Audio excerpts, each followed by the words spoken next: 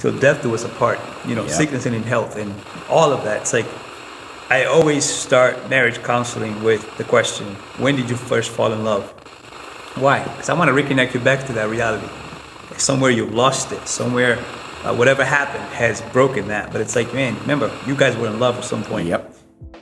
Hey friends, welcome back to Ask Pastor. If this is your first time joining us, this is our bi-weekly podcast where you guys get to submit questions and we give them to Pastor Marco and we just get his insight, his wisdom, and we have a lot of fun along the way. So without rambling too much, Pastor, I just want to get right into it if you're ready.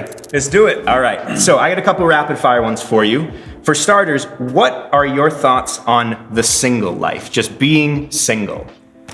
I think it's one of the most formative years of your life. Mm-hmm. If you approach it the right way, I believe that's the time to really know yourself. Mm-hmm. For lack of better words, date yourself. Right. Know who you really are. Know what you believe. Know what you're looking for. Right. And be comfortable in your own skin. Right. I think that's huge. Right. I think sometimes we approach it almost like it's a weird thing to be single, but I think it's if you embrace it the right way. Because I remember one of the best years of my life was, coming out of a relationship and just saying to myself, like, I'm just going to take my time and just be. Yeah.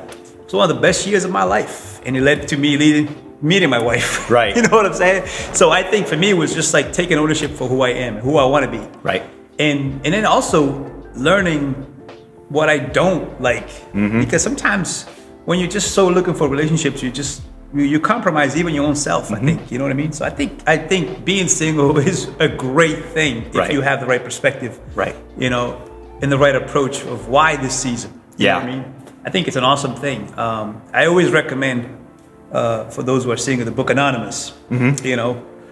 Because I think it's important to understand like the formative years of like building yourself, developing yourself. Right. The unknown, like the 90% of our lives is what no one's seeing, but it's deepening our own convictions and our own understanding. Right. And then when you get into a relationship, you know why you're getting into a relationship. Right. And then you're not coming from a place of lack. You're not coming from a place of, trying to make another person fulfill you. Right. But you're coming from a place of already being content and fulfilled. Right. That this is just going to enhance my life, not, try to make my life. Right. I remember getting out of a relationship years ago, and the one thing I told my friends when I got out of it was like, I miss taking somebody out. I miss doing the things we used to do. And one of my friends just simply said, take yourself out. Right. You want to go to that restaurant. Why do you need someone else to go with you? You want to go see that movie. Just go see it. Yeah. You want to try a hobby? Try it. Yeah. I think we have to be careful with that narrative of like something is wrong if you're single. Yeah. You know what I mean? Yep. I think there's something really wrong about that because Jesus was a single man, right? But there's fulfillment in that when you know your purpose, when you know your identity. Paul was a single. Paul was actually so single that he's like, I wish all of y'all were single. Paul was a savage. Like he went the other way. Y'all get I'm not recommending that. I'm just saying like there's something about just being okay with who you are on your own. Not having to have another person to try to define you or make you feel better about yourself. Right. Because to me, that's a wrong perspective of getting into a relationship. Now now it becomes codependence. Yeah. You know what I mean? Right. I think you want to get into a relationship being really, really comfortable with your own self. Absolutely. So you're bringing your own self to the table. You're not Right. trying to be something that you're not, just to have someone approve of you. Right. So when folks get discontent with being single, because it happens a lot. Sure. One thing I think we get caught up on is when you're kind of down and out and you see the cute singles ad want to meet you on the side of your computer or whatever, but it leads into dating apps and dating websites. So someone had asked, what are your thoughts on those apps, websites, dating within those parameters and those means? Yeah, I think for us believers, everything that we do must come through discernment and wisdom. Right. We don't do things just because the world does it. We don't do it just because it's cool. We don't do it just because it's convenient. We do it because it makes sense that we have consulted with God, the Holy Spirit, but also that we consulted with godly counsel. Right. It's important to have the right voices around you to ask you the tough questions. Why do you want to be on that site? Yeah. And why would you want to date that person? People that can help you navigate out of your emotional fog. You know what I'm saying? Because absolutely. When you're single, you can get desperate. So I don't have anything against those sites. It's just like do you have a clear why? Right. Why you're getting into those sites? You know what I mean? Are you in a good place? Right. From an emotional standpoint, from a spiritual standpoint. Right. Do you have the right voices speaking into your life? Because everything requires wisdom and discernment. Because I know people in the church who have met through those sites. I've married people who've met online. Yeah. You know? So it's not impossible. It's just that you have to have the right heart, the right approach to everything. And if you've been around me, I talk about this so much. Like everything in life, we need discernment. Right. You know, we need wisdom. Right. And I think there's nothing wrong with having 2 or 3 godly voices that can guide you into making these decisions. Right. Yeah, you've always been so clear about the condition of your heart, where it's you can go on an app and someone can just put they're a Christian. But I mean, there's a big difference between I go to church when I can, when it's convenient, versus maybe someone like, again, myself, who's single, but I'm in the church serving consistently, or I'm in a crew. You know, to someone who maybe doesn't understand it or doesn't agree with it, it's very much going to be, why are you always there? Why don't you, you know, make time for us? And there's that, of course, that tightrope that you walk, where it's like you are in your relationship, but you also know what your values are, what your priorities are. Absolutely, because I've seen the other way, right, where a guy could tell you all the right things, but then once he feels like he's like roped you in, then he starts to really show you his true colors. Like I've seen guys who would come to church because a girl is coming to church, but then once they got the hook on, it's like, I don't need to go to church anymore. I got her. I got what I came for. Yeah. So I think that's what I'm saying, like wisdom, discernment. Paul gave a great advice around these things. He was talking about like being careful with not being roped into the things of the world, but he says everything is permissible, but not everything is beneficial. You know, so to me, that's when you're being led by the grace of God, in the Spirit of God, where it's not just a rigid obligation, like do this or don't do this. You can't go on a website. It's like, no, it's permissible. Is it beneficial? You know, have you sought the guidance of the Holy Spirit, and do you have godly voices around you that's helping you maneuver through those decisions? Absolutely. You know?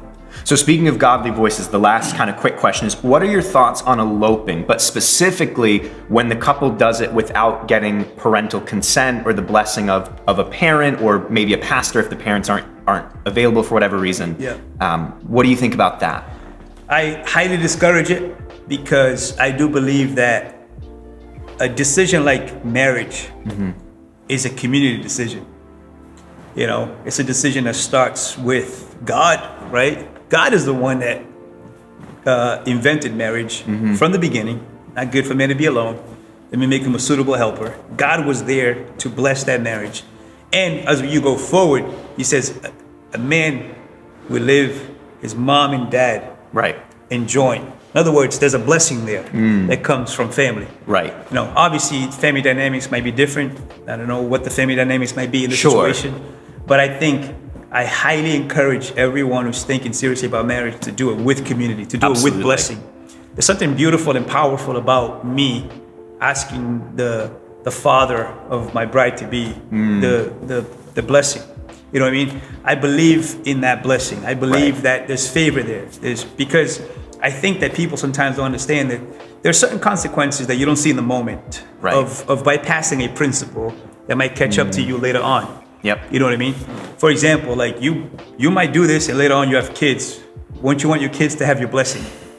Would you want them to just really good. go ahead and elope without you being in that you know, decision making? I think we miss a lot and we suffer a lot. We bypass certain principles. You know? Again, I don't know what the family dynamic is here, but I do believe that, man, there's nothing like having the blessing of the family, the community, the church community you're part of.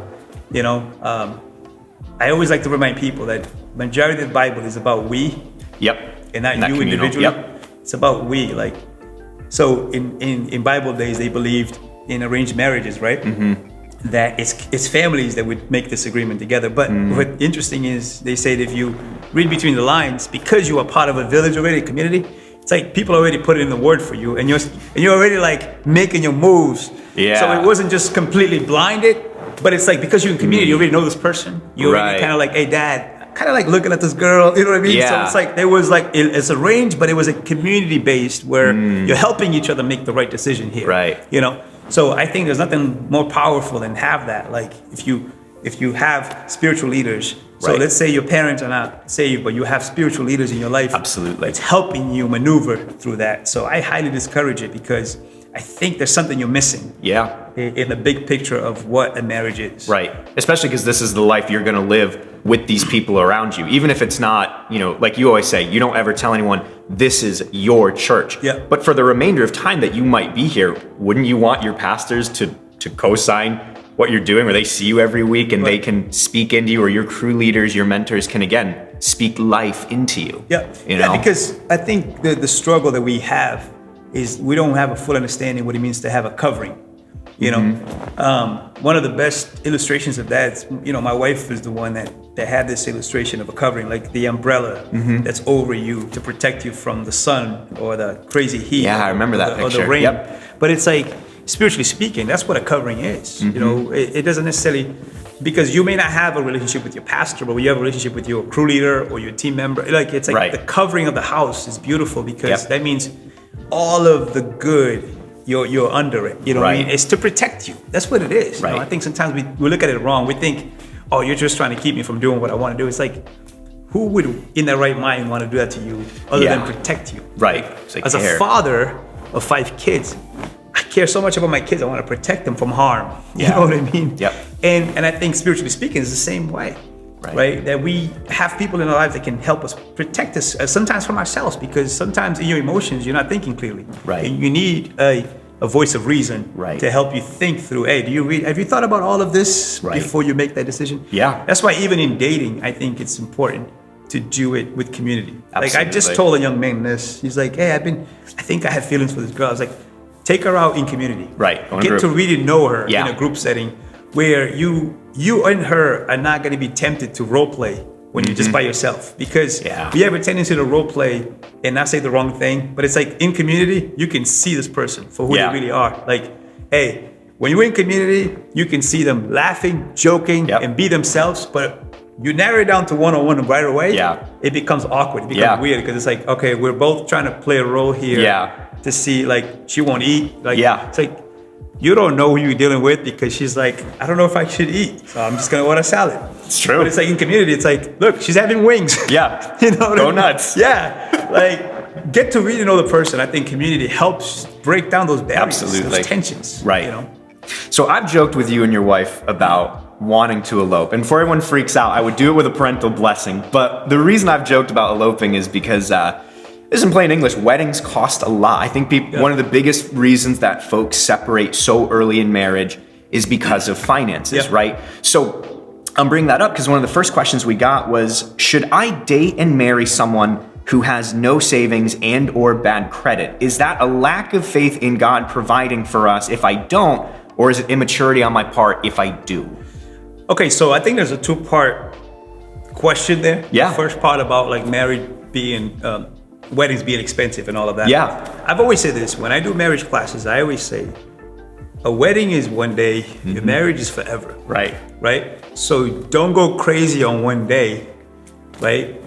Because the last thing you want is to come into this thing already in debt. Yep. Right? In debt, finances is the number one reason people fight and struggle. Yeah. Right? Yep. So to me, it's like wisdom, right? Don't put all your chips in one day, right? It's just a day. Yeah. Right? So don't go crazy. Like I always tell people, like, listen, we had an amazing wedding day, but it didn't cost that crazy because we were smart about how we're gonna approach this, because we're like, it's one day. Like we have the rest of our lives.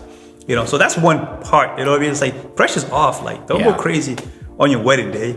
Like build your marriage. Amen. That is forever. It's good. The second part of that is, again, it goes back to wisdom, right? If I'm getting to know someone, I'm really getting to know them.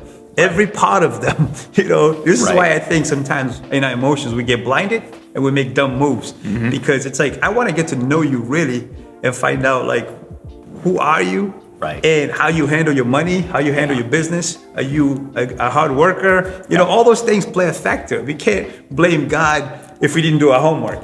You know what I mean? Because marriage is a step of faith, but it's a step of faith with as much homework as possible. But at the end of the day, you're still gonna take a step of faith because you don't know what's gonna happen. But I want to take a step of faith with as much homework as possible. Right. So for me to marry my wife, like we spent a lot of time getting to know each other, you know, and that's why I love being able to just be friends with someone, you know what I mean, and just get to know them, because we would ask each other tons of questions about the future, like where do you see yourself in 5 years, and what are your goals, and you know, all those things matter to see, like, are we compatible? Right. Like, yeah, I might be attracted to you physically, but am I attracted to you emotionally? Am I attracted to you goal-wise? Am I attracted to you spiritual? Like, all those things matter. So to me, it's not a lack of faith. A lack of faith is you not doing your homework and then trust God with the results. Yeah, you know what I love that. So I would say, like, listen, if you know right off the bat someone is in debt, pump the brakes. Yeah.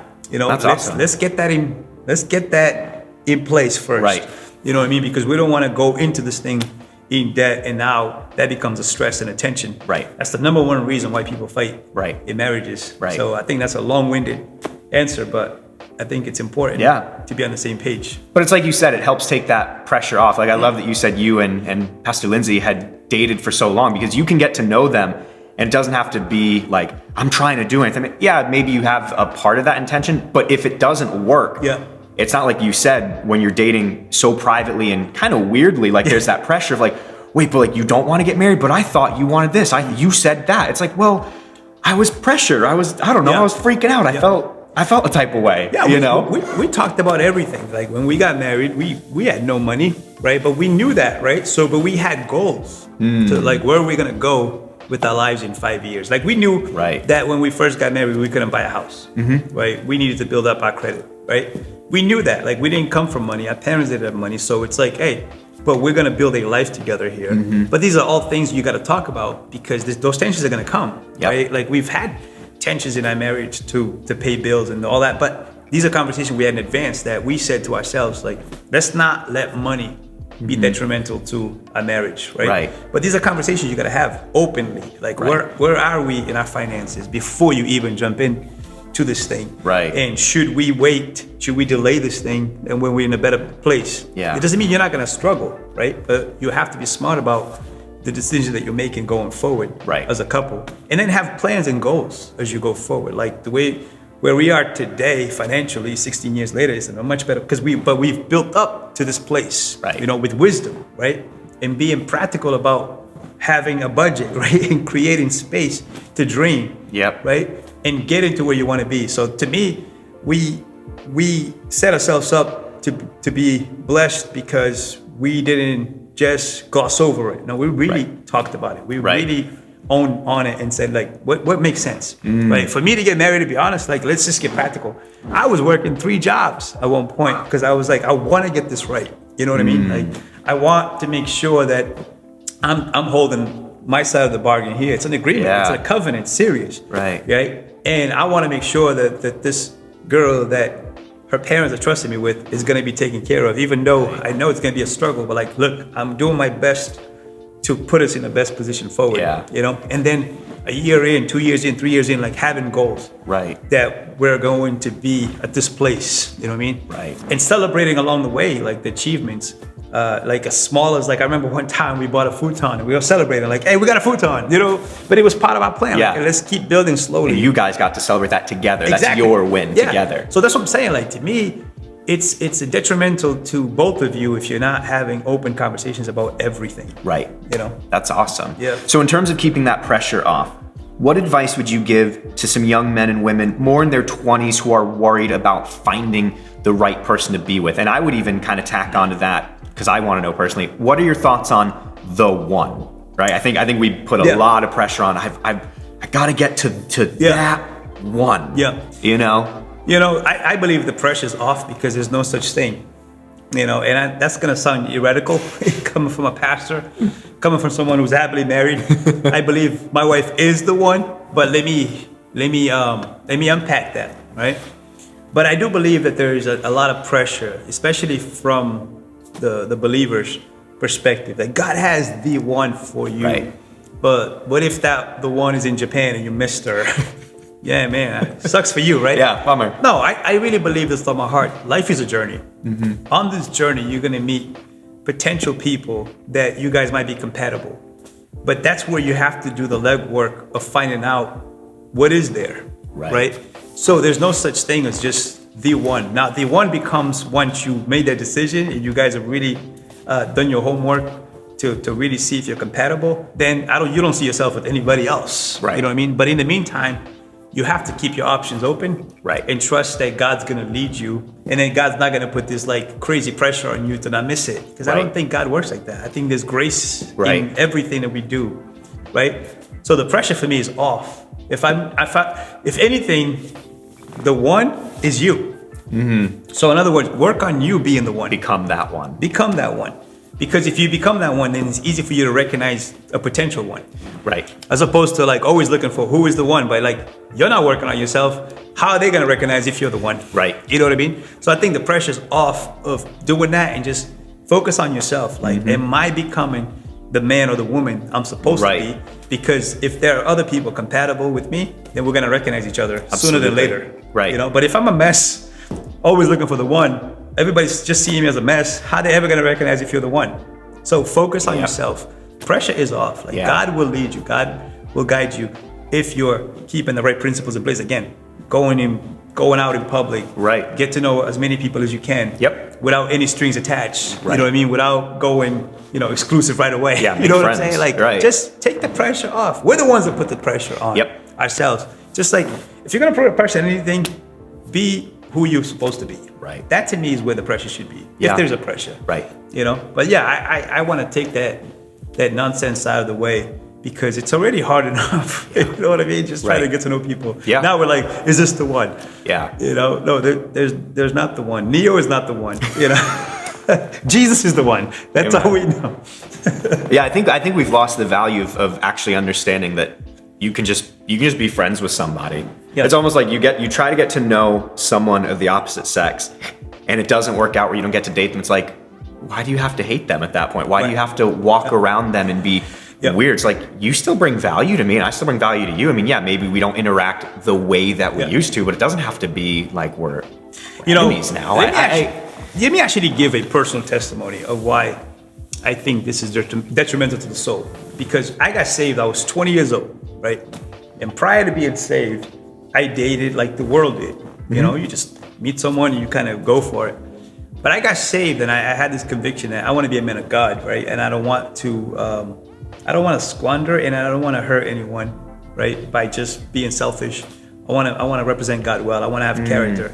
So I started dating a girl in the church, and but because I was in that mindset of like, I'm a Christian now and this has to work, I didn't realize how we were not compatible at all, right? Wow. So, but I was like, no, dead set on like, this has to work. Like, I'm a Christian now, and she's a Christian, and and so we dated on and off for 4 years until I realized this is not going anywhere, right? And if anything, I'm hurting her, and she's hurting me, Thankfully, like, let me just also disclaimer, we didn't get physical or anything like that. It was more like emotionally, we're not compatible. I just thought because we're Christians, this is gonna work. Yeah. And that's what I meant about my single, like taking that time to really let this go and just say, God, I just want to learn who I really am and the man I'm created to be, and taking that time to really know myself was the most healthiest thing in the world. And then undoing this like pressure of the one. Right. That's when that happened for me. You know what I mean? Just realizing that, and then being with godly voices that spoke that into me to say like, that's added pressure that we don't need. Right. Just allow God to work on your life and to mold you and shape you into the man you created to be. And then there are people that are going to come into your life, but in that you have to discern, what is there. And that's the beauty of just being friends with someone. And that's how Lindsay and I end up having a great relationship, because we're just friends. Right. And then when the friendship became something more, it was like we had a great foundation to build upon, because it wasn't just out of nowhere. Right. But again, it happens different for everybody. Right. But this is where, again, I want to keep going back to wisdom and discernment and right voices around you. So let's flip it a little bit. Let's say a couple has been together for years. They've got kids. They live together. They've been living as though they were married, as though they're together, but they're not actually married. Why do they have to get married? Why does it matter if they're already living as if they are married? They're already doing it the right way, Because at the end of the day, you have to make up your mind who is leading your life, right? See, the beauty of our journey with the Lord is that the Lord doesn't force us to do anything, right? But if we want His blessings and if we want His touch on our lives, then it's like it's submitting to His authority and to His principles, right? That's what marriage is. Marriage is saying, God, we can't do this on our own. We need your touch. We need your blessing. Right. We need your covering. We need your protection. We need your leadership. We need your wisdom. We need your guidance. You know, it's like, again, going to the Father and saying, we don't want to elope. We want you to bless us. Yeah. You know what I mean? So when we go ahead and get ahead of that and play house and do our own thing, it's like saying to God, we don't need you. We good. We got this. You know what I mean? So I think that's where people don't get, because again, we have the wrong concept of authority. We're just thinking someone is here to just like tell us what to do and not to do. Yeah. It's like, no, He's a Father who wants to bless you, actually. Right. Like He wants to bring heaven to your marriage, to your children, to your finances. Yep. You know, I really believe in the power of the Holy Spirit. Even your finances gets blessed when you invite God into it. Absolutely. You know what I mean? So I think it's the wrong perspective to think, why do I need this? It's like, why wouldn't you? Yeah. Why wouldn't you want your Father to be a part of this? Right. To say, hey guys, I'm here to bless you. I'm here like to be that triangle. Like, hey, you two and me, we're unstoppable. Right. You know what I mean? Come hell or high water, your marriage is going to be blessed and touched and led by me, your Father in heaven. Right. You know what I mean? So to me, it's like, man, why wouldn't you want that covering? Why wouldn't you want that touch? And then that freedom of knowing, like, man, we are in the midst of God's will. Right. Like, we didn't get ahead of it. You know, we didn't go ahead and do our own thing, which, again, I think if we can be honest, we know that really bites us in the back. At some point. Yeah, absolutely. You know, it's hard with God in it. Never mind without the blessing of God. Yep. You know what I mean? So to me, it's like, man, it's a no-brainer. Like, I want my Father to bless this. My heavenly Father and my earthly Father, if we have a good relationship, right? So to me, it's like, no, it's like you want that. Like, why wouldn't you want heaven invading your home and invading your relationship, and in turn invading your children, right? You know, and invading everything you touch, right? And bless. That's like saying, no, we're good. We can do this on our own. Yeah. You know. You talking about, it reminds me, you talking about how it helps alleviate that pressure's off.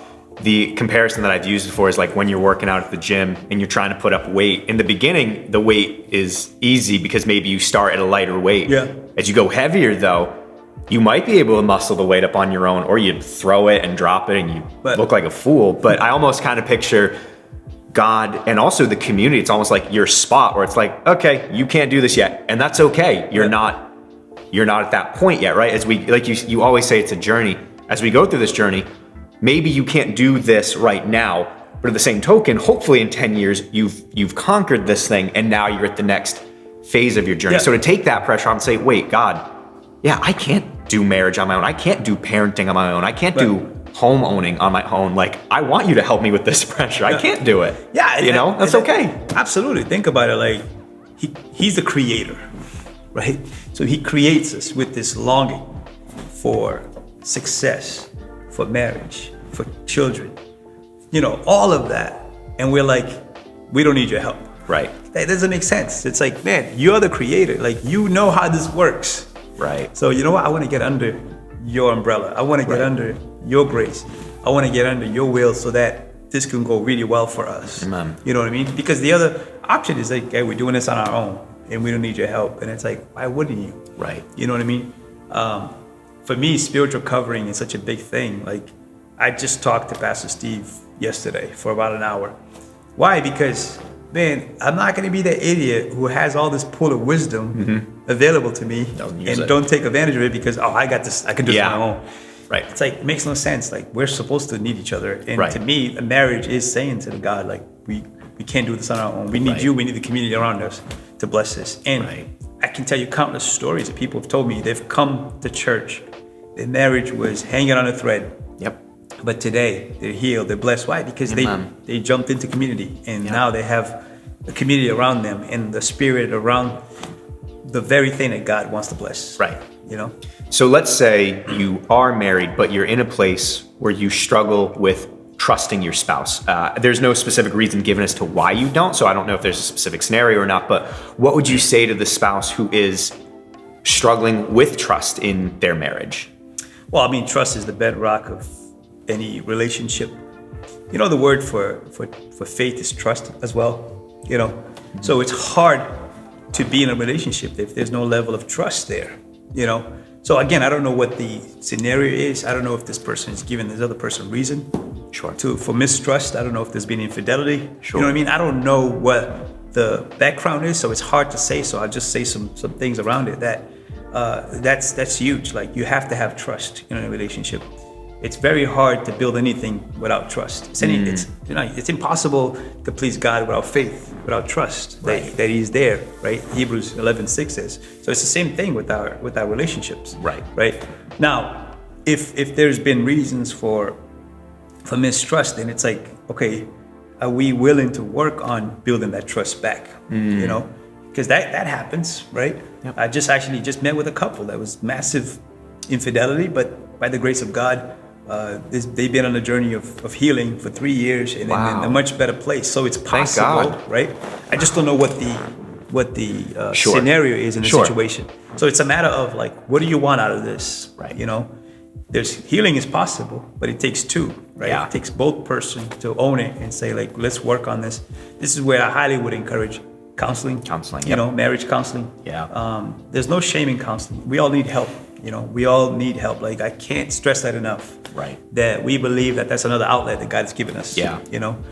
Starting with maybe every time we do marriage class, we always recommend a couple to have another couple that they can go to. Yep. Starting there, and then eventually you might need professional counseling, but talk to people that are going to give you godly advice, and it's going to help restore this marriage and the trust, because you don't want to stay there and linger there. Because without trust, you don't have nothing to build upon. Right. But again, that's just overview, because I don't know what the situation is. Right. I think it's tough too, because as you know, as a pastor, divorce has become so easy. Just literally everyone can sign irreconcilable differences. And it's like, whether that even is the case, it's like, oh, I'm bored, or, oh, I think there's more for me. It's like, we've lost like you always say, we've lost what it means to have a covenant with that person. It's like your vows, like for better, for worse. My brother and my sister-in-law, like, she's had a lot of medical things that she's gone through. And it's like, in sickness and in health, like, you're in it. It's not easy, but it's worth it. Absolutely. I actually just talked to a young man about that. I said, you got to go back and remember your vows. Like, when you make vows in a moment that are very heavy, very powerful. And what is a vow? A vow is an agreement between two parties and God, right? And God's in the middle, that's co-signing it, saying, yes, I take you seriously at your vow, and I'm going to help you, and I'm going to keep you guys accountable, right? I think sometimes in the moment, we're saying these words, but we're not reflecting on the power of it. I tell couples, like, record it so you can go back and listen. Right. Because in the moment, you might just be nervous, but it's like, you remember what you said. Yeah. You said, till death do us apart, sickness and in health and all of that. It's like, I always start marriage counseling with the question, when did you first fall in love? Why? Because I want to reconnect you back to that reality. Somewhere you've lost it. Somewhere, whatever happened has broken that. But it's like, man, remember, you guys were in love at some point. Yep. So you got to bring that back. It's actually scriptural, because Jesus said, return to your first love, right? So I think that there's a level of a deep thing that happens when we can recollect, why we were in the first place, and how can we bring that back and explore every single option possible without first considering divorce or going away, because it's like, there's so much horrible ramifications of divorce, and I'm saying there are times for that, obviously, but that should be the last thing that should be on our minds and hearts. It's like, how can we reconcile this beautiful thing that we believed in the first place? All right. Let's close with this one. So someone had asked that my spouse and I are usually not on the same page, and it feels awkward to ask them to pray with me. Is it bad that we don't pray as a couple? Do we need to pray together? And how is it different from me praying on my own? Yeah. Really It's interesting. My wife and I, we don't pray together that often, but I know she prays for me, and I pray for her. So I think that's a good place to start. It's like, just learn to pray for your spouse on your own, because the beauty is that the power of prayer will create what you want, right? on its own. Just creating a field of prayer in your life Right. and in your home, right? Without them knowing. That's the beauty of prayer. Like, I could be praying without someone knowing I'm praying. But guess what? I'm inviting, again, heaven into the atmosphere, into my marriage, like, I pray for my kids usually when they're sleeping. It's just like I'm just walking through the house praying for them. But I believe there's a covering that's happening there, right? It doesn't have to be awkward, And then when you start to feel like we're starting to get chemistry here, once in a while, if you want to pray for each other together, do so. But we barely pray like together like this. We might do it once in a while. Some people might think we're heathens, but like, I know we love each other. I know we pray for each other. I know we're on the same page, but we do talk. Right. What is prayer? Prayer is conversation. So for the fact is that as long as you're checking in with each other, talking with each other, you're inviting the presence of God into your house. But if it matters to you a lot that you pray together, then you got to start somewhere. You know what I mean? And just go for it. It might be awkward at first. I remember one of the first times I prayed with Lindsay, we were dating. I felt like Ben Stiller on Meet the Parents. You know what I mean? I have no idea what I was praying about. Yeah. Because it was just like, I never prayed with her before. But you got to break the ice somewhere. Yeah. You know what I mean? And sometimes the other person might be thinking the same thing, but you guys haven't verbalized it, so you don't know how he feels. Right. You know what I mean? But I believe that you start to create the atmosphere of prayer on your own. Right. It will lead to these breakthroughs. Right. Yeah, I think people have made, like we keep going back to, there's that pressure where it's like, well, I see these pastors and these couples that I like, they pray on Instagram or they pull them up on stage and talk about them. It's like, that's them. Let that. And if you really do want that, you have to communicate it. But at the same token, like, that's them. Yeah. That's fine. And good for them. That's fine for them. Yeah. But maybe that's not you. That's also, as you just admitted, fine for you. Absolutely. I think, again, we got to take this pressure off of comparison. Like, your relationship is unique to your relationship. Right. Principles are universal, but it's customizable. You know what I mean? Like, we all have to figure out what makes sense for us as a family. And like I said, like, we've never felt the pressure of like, we need to pray together every single day. If not, we're not a godly couple. It's like, I know she prays for me and I know I pray for her. Same thing with our children. Like, I pray with my kids whenever we feel led to pray with them. You know what I mean? Like, we pray basically every night, but it's not like this, like, we need to. It's like, it just flows. Like, it's a conversation with each other, with God. That, hey, we want His presence in our lives. But creating an atmosphere of prayer, anyone can do that from anywhere. Right. Yep. So. Amen. Well, Pastor, thank you so much as always for your transparency, your wisdom, your insight. I know I appreciate it. I know that we wouldn't be doing it if we didn't all appreciate it. So. Yeah, I've been enjoying it. Like, it's my heart desire to just be with the community in any capacity. So it's like, this is going to help our community in any shape or form. Let's do it. Right. And one more thing I would add, like, hey, this man is single, and his number, we're gonna put it right here, right below here. I'm the editor, so I can Feel free to reach out. Daniel Chabalowski, great man of God. He will pray with you. We have a saying here at South Coast, don't be weird. I think we might have just walked the line of being weird. Guys, thank you so much as always for joining us.